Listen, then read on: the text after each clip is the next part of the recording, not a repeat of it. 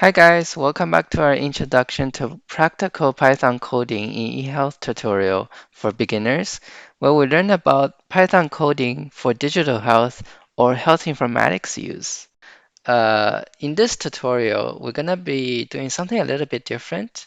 So I'm gonna show you actually how to use other people's code and also read their documentations.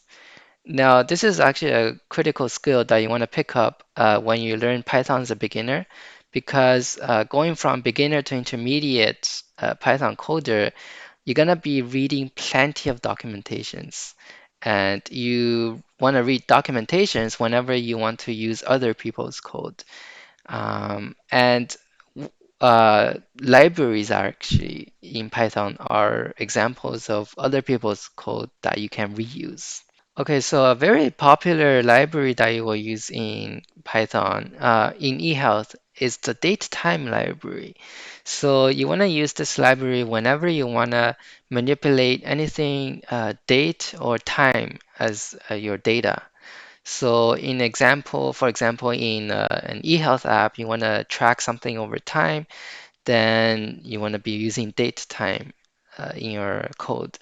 Or in health analytics, if you want to say graph something over a time and then produce a trend over time, then you want to be using date time. So I'm going to show you how to do that. Read the documentation of date time and see how you can use that other people's library or other people's code. Okay, so the easiest way to find the documentation is to just Google it. So here I just put into Google Python datetime documentation, and it's the very first hit. Okay, so you click on this link and then you get to this page. So whenever you read documentations, you want to make sure that it's the right documentation for the version of Python you're using.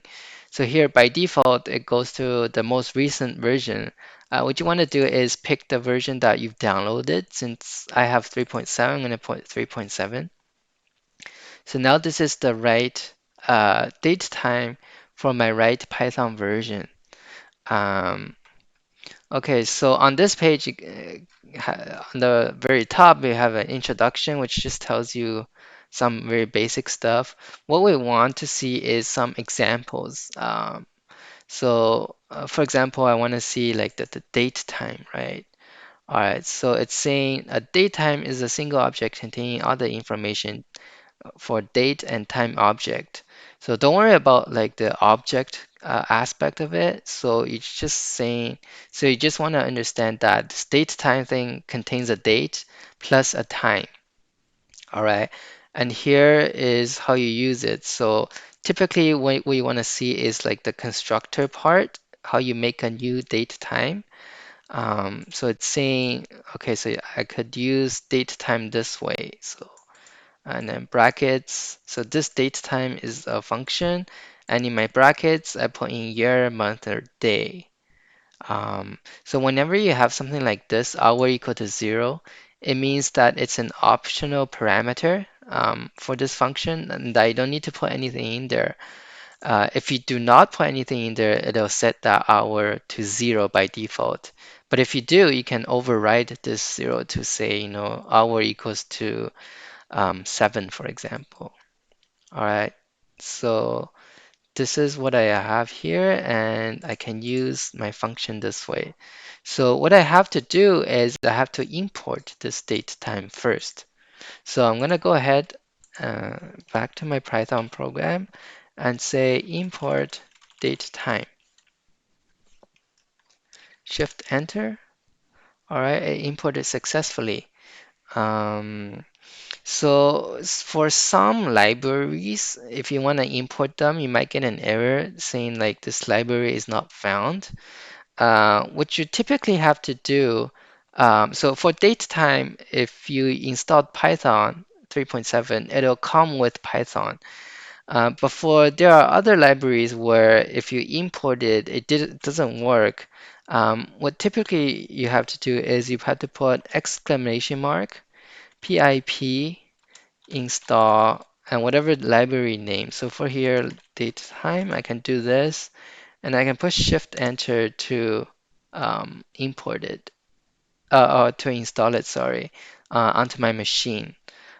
You can see here it says requirement already satisfied. It means I already have this.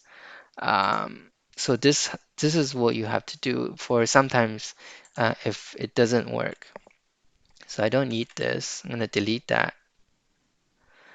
All right, so I'm just gonna go back here and look at how it's gonna be used. So it's saying datetime dot datetime, and then I put year, month, date. So this is what I'm exactly gonna do. And then there's certain constraints that the month must be between 1 and 12, and so on. There's a minimum year. I'm guessing like the year could not be negative. Maximum year could not be over infinity or something. But these are probably defined constants, but we don't need to worry about that for now. So we just do, some date equals to date time dot date time, and then it was the year, say 2011. If I want May 1st, all right, is that what they want? Datetime dot datetime, year, month, date, and the rest are all optional. So I'm gonna press Shift Enter. Okay, I didn't get any error messages. Let's print out some date. Okay, Shift Enter. Oh, it worked. You can see, 2011 May 1st, and I'm assuming the hour, minute, and seconds are also printed along with it. And by default, it was set to 0. So that's how you would read a documentation for other people's code or library, they call it in Python, um, and actually use that code so that you do not have to define, you know, functions to manipulate date and time because other people have already done that. Okay, so let's actually create another date. So let's just say another date equals to datetime dot datetime, 2011. Let's just say May 10th. All right. And then we're just gonna print out that another date to make sure it worked correctly. Shift Enter. Yep, 2011, May 10th. All right, so now we've got two dates. So let's try to see, if I wanted to perform some operations on these two dates. For example, if I wanted to find out, the difference between these two days. So in between these 2 days, there are 9 days, May 1st to May 10th. There are 9 days between these 2 days. Let's see how we can perform some operation to get this 9 days in Python. So what we're going to do, we're going to head back to the documentation page. And when I just scroll down, okay, just a little bit more. Oh, right here. Okay, you see here it says supported operations. All right, so operation. Um, You can see here, there's one operation where it says time delta equals to date time 1 minus date time 2. So once again, when we initialize these variables, these are date time objects. So some date and another date are both date time. Okay, so we can have a date time 1 minus date time 2 to get a time delta. So what I can do here is I can just say difference equals to, all right, so I'm gonna do another date minus some date. So according to this documentation, datetime 1 minus datetime 2, it should work. So time delta or the difference here should equal to the difference between the two dates.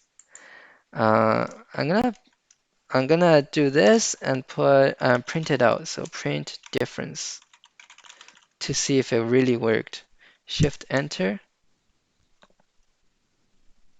It worked. Nice.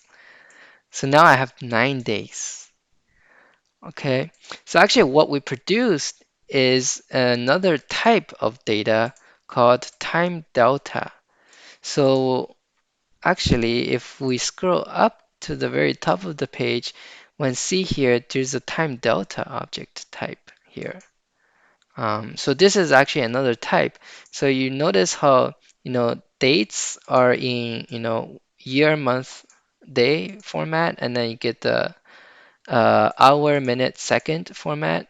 So time delta is in the form of what number, X number of days, and then probably hour, minute, and second. Okay, great. So let's try something else in the documentation, see what else we can do with this date time library. Okay, so I see a strf time and strp time. So let's go to these two and see what they do. Okay, so it's saying date, datetime, and time objects all support an strf time format to create a string representation of time under control of an explicit format string. Okay, so from this, you actually don't really need to understand the details about the objects and methods. So what you want to understand from here is actually that whenever they say something about objects and methods, you always do object dot method to make it work. So what I mean by that is they're saying these objects all support an strf time method, and in the method you put in a format. So what they mean is, so let's say some date, right? So we have some date. Some date is a date time, and they're saying it supports an strf time method. So what they mean is that you can do some date dot strf time. Was it strf time? Yeah, format method. So we don't know what this format is, so let's scroll down.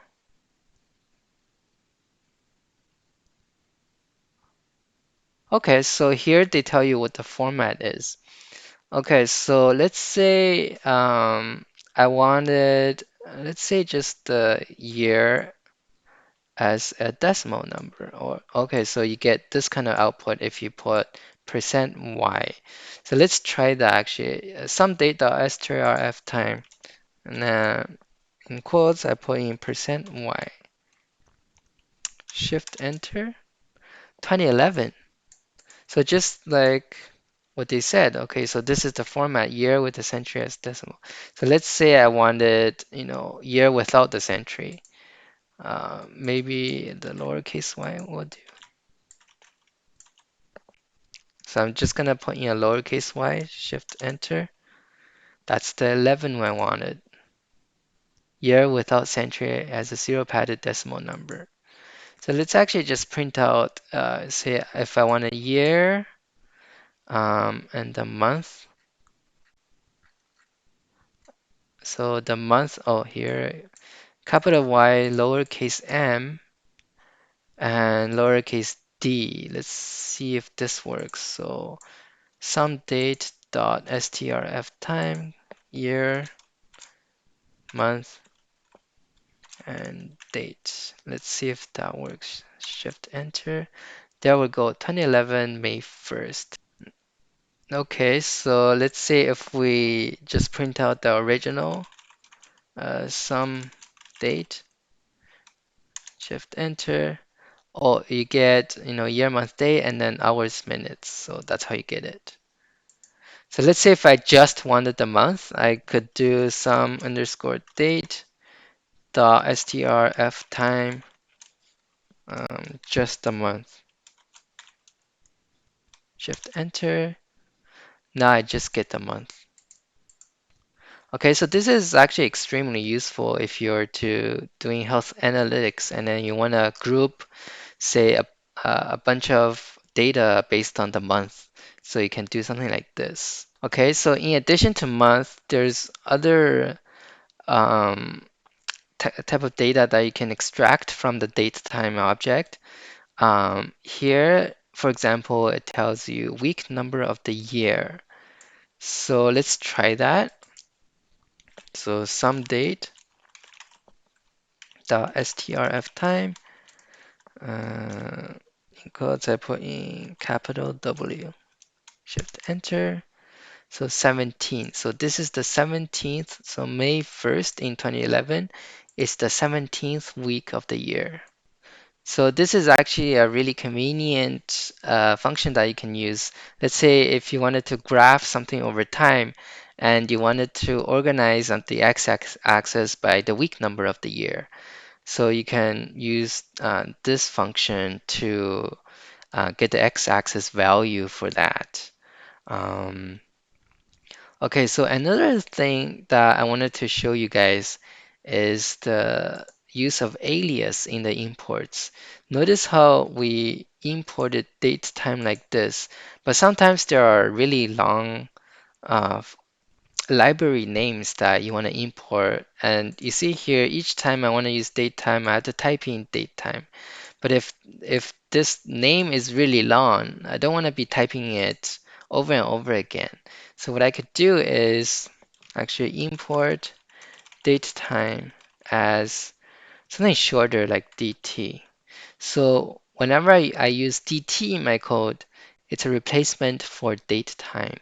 So I can do DT date equals to DT dot datetime, say 2011 May 1st. And then I'm gonna print that DT date. Okay, shift enter. And that also worked. So I just, instead of the whole date time, I just used an alias to save me from typing date time. And since you'll be using libraries very frequently throughout your Python code, this will save you an enormous amount of time. And yeah, so that's it for this tutorial. Thanks for watching.